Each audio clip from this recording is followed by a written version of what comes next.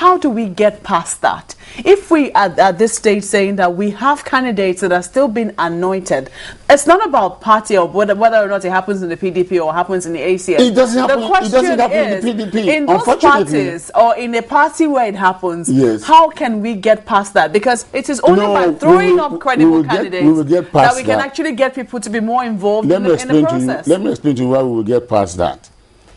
You know, the more, and that is why the opposition has refused. The opposition in Nigeria is like a child with a stunted growth. They have refused to really grow because of this issue that you're discussing.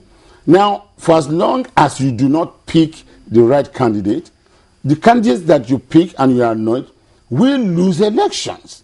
And the more they lose elections, you begin, people will begin to learn lessons, and it will become more and more difficult, to sustain and maintain your membership. I'm not a soothsayer. I can tell you today, right now, that the ACN will lose the election in Ondo State. It is obvious because the candidate has not emerged through any democratic means. And, I have been in politics for 30 years. I know this game. The remaining candidates will conspire. Those who pretend to agree will not really fully support. And, of course, some other persons will lose. And, it's not going to be easy this time to use courts and co to obtain what you lose electorally. Mr. Okupe, well, the way you started off, sorry, but the way you futile discussion going that way. Well, anyway, let's not talk about futile discussions now. Let's talk about more fruitful ones. We have to talk realistically. Yes, realistically, that can help us as a nation and as a people. You started off by telling us about INEC and how the president was able to listen to the people to bring up a man. No. The president did not listen to the people.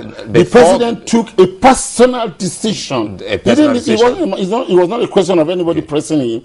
And he decided in himself that if this is the only thing I will do for Nigeria, I will ensure. I remember, Now let's talk about, since he picked that individual himself, all by himself. Yes. Let's look at the preparations of INEC, led by that same individual. How have they been preparing for loads of elections we've seen? Because now we have some kind of staggered elections. We've seen Edo, and we're about to see another one in Ondo. And look at the preparations of INEC and see if truly we're getting somewhere. I have taken a particular interest in watching the performance of INEC, especially once you see somebody who is celebrated and all that. And I dare say that Professor Jega, a tree does not make a forest. Professor Jega and his team will appear to me to be living up to their bidding. It is extremely. This is a very, very large country. We are about 3 times the size of Britain. I want you to know that. Maybe about 15 or 20 times the size of Denmark. So we have both friendly and unfriendly terrain.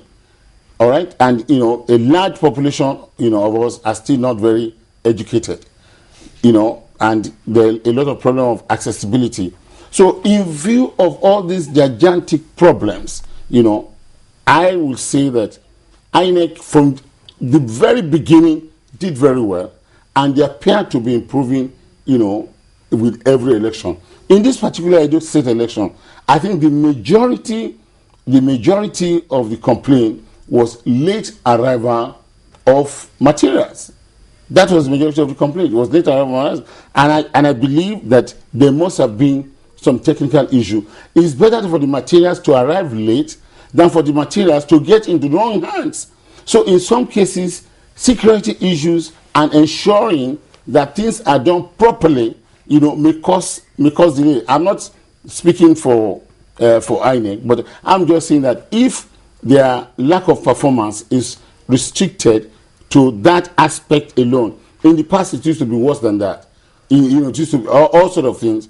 People in INEC get involved with thumb printing, with changing from something. They do all sort of things, But we're not talking of there was a delay in the arrival of electoral material. Not that there was total absence. I was in the UK in the last election, in the last general election. I don't remember the county now. There was a particular place where people did not even vote till 7 p.m. They even went to court eventually. So We are not doing badly. We are not doing badly. Okay, let's look at how we can strengthen the key electoral institutions. Now we'll look at the executive and the legislature. Let's start with the executive before we talk about the legislature. What have they been doing that they have been doing well, and those things that they haven't done well that we want them to improve upon? So, is it for the executive, it's a matter of leadership. And I think Nigeria at this point in time is just lucky that God has blessed us, with somebody whose temperaments, whose general attitude to life is compatible with, an electoral developmental thing that we all dream of. If you look at it properly, here is an election that is taking place in Edo State. This election is the PDP is taking part in it.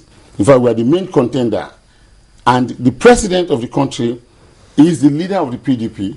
He is the commander-in-chief of the armed forces. He has a major problem. But President Goodluck Jonathan was able to pull himself out of mundane and personal interests and considerations and says, I am the president of Nigeria. Whatever it will take, if my party will... He took part in the campaign, in the campaign in Edo State. He fulfilled his obligation. He cajoled the people to vote for the PDP. And for a good man, that is where it should stop. The eventual decision of the people, should be theirs. There should be, nothing else should happen after that. The president, obviously, it was his idea to mobilize the military, to support the security agencies. Is that the same feel we get from executives when we talk about states? The same feel how? Now, you talked about the executive, now we're talking about the federal. And I'm talking about the president. Yes. No, as for the states, we still, at the state level, we still haven't gotten there. That is a fact. In Lagos State, recently conducted local government elections. Lagos State, the ACN won 100%, even though returning officers had announced other parties haven't won, and all those things were cancelled, and till tomorrow, nobody can do anything about it.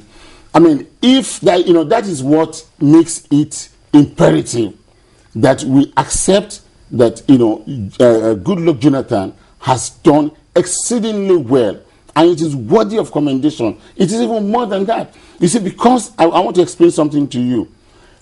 By his action, by his actions, his present action, he has shown and he has proven to people that the only thing that will ensure political office holders, whether they are PDP or not, returning to power or staying in power, will be good governance and performance.